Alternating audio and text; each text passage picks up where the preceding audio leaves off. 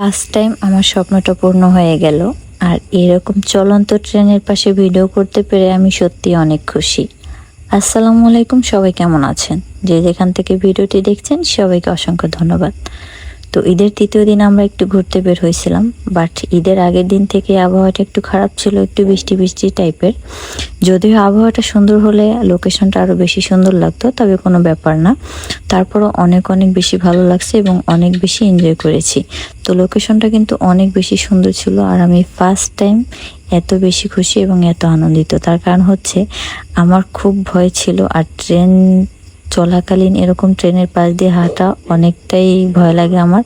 আর আমি কিন্তু অনেক দূর থেকে হাঁটছি, অতটা কাছ থেকেও না, তারপর আমার অনেকটা ভয় লাগতেছে। তো যাই হোক, এরকম লোকেশন এবং এরকম পরিবেশ কার কার পছন্দ অবশ্যই কমেন্ট করে জানাবেন। তো ট্রেনটা কিন্তু চলে গেল অবশেষে। তো আমি কিন্তু অনেক অনেক বেশি খুশি ছিলাম। তো আমরা গিয়েছিলাম, আমার হাজব্যান্ড, আমার দুই ননদ, আমার মেয়ে আর আমি। তো আর সাথে আমাদের ক্যামেরাম্যান। তো আমরা সবাই একই সাথে অনেক বেশি আনন্দ করতেছিলাম। আর এটা হচ্ছে আমার ছোট ননদ। এরকম পরিবেশ কিন্তু কম বেশি সবারই অনেক বেশি ভালো লাগে, আর আমারও অনেক বেশি ভালো লাগছে। আর ফার্স্ট টাইম আমি ট্রেন লাইনের পাশ দিয়ে অনেক সুন্দর করে হেঁটে হেঁটে ভিডিও করেছি, এই জন্য আরও বেশি আনন্দিত ছিলাম। তো যাই হোক, তারপরে কিন্তু আমরা সাইড করে চলে আসলাম। এখানে আবার একটু ছোট রিসোর্টের মতো আছে, সামনে একটু পুষ্করণী, বাট ছোট ছোট বাচ্চারা এবং বড় মানুষরাও উঠতে পারে, নৌকা আছে। তো আমরা ভাবলাম যে একটু উঠবো। তো আগে জায়গাটা ঘুরে ভালোভাবে দেখতেছিলাম। তো মাশাআল্লাহ দেখতে অনেকটাই সুন্দর ছিল, আর লোকেশনটা অনেক বেশি ভালো লাগতেছিল। আসলে কি জানেন, জায়গাটা যেমনই হোক না কেন, ভালোবাসার মানুষদের সাথে কোথাও গেলে এমনিতেও কিন্তু ভালো লাগে এবং মুডম্যানও কিন্তু চেঞ্জ হয়ে যায়। তো আমরা কিন্তু চলে এসেছি এখানে, কেমন কুঁড়ের ঘরের মতো, তাই না? গ্রামের ভিতরে এরকম একটা রিসোর্ট সবাই যায় আর খুব বেশি আনন্দ করে। তো অনেক বেশি ভালো লাগছে, আর এই পাশ থেকে হাঁটাহাঁটি করেও অনেক বেশি ভালো লাগছে। আমার মেয়ে তো অনেক অনেক বেশি খুশি, আর সে অনেক এনজয় করেছে, আর আমাকে বলতেছে আম্মু নিচে পানি।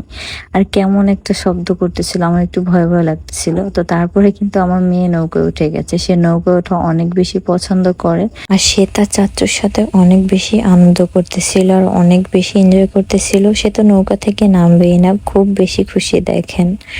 আর অবশেষে কিন্তু আমিও উঠে পড়লাম। মেয়েকে দেখে আমার আর ভালো লাগতেছে না, তারপরে বললাম যে আমিও যাব। তো আমিও কিন্তু অনেকদিন পরে নৌকায় উঠেছি। আর আপনারা অনেকে কমেন্ট করতেছেন যে আপু তুমি কোথায়, ঢাকায় চলে আসছো নাকি দেশের বাড়িতে? তো আমরা কিন্তু এখনো দেশের বাড়িতে, আর এটা কিন্তু গ্রামের ভিতরেই। আর আমরা কিন্তু এখনো ঢাকায় যাইনি। আমরা দুজনের একজনের যেহেতু কোনো জব করি না, তাই আমাদের অত তাড়া নেই। আসলে মন খুশি, যখন খুশি তখন চলে আসি, যখন খুশি তখন যাই। আর এমনিতেও জাম জটের ভিতরে আমরা ওরকম ভাবে যাই না।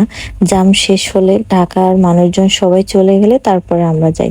তো আমি কিন্তু অনেক বেশি এনজয় করতেছিলাম এবং অনেক বেশি খুশি ছিলাম। তো আমার হাজবেন্ড কিন্তু এখানে নৌকায় উঠে নাই, কারণ নৌকাটা অনেক ছোট ছিল। ওইখানে অল্প মানুষই ওঠা যায়, দু একজন, এর বেশি ওঠা যায় না। তো তারপরে আমাদের পছন্দের ফুচকা অর্ডার করেছিল। তো পছন্দের ফুচকা সবাই খাচ্ছি।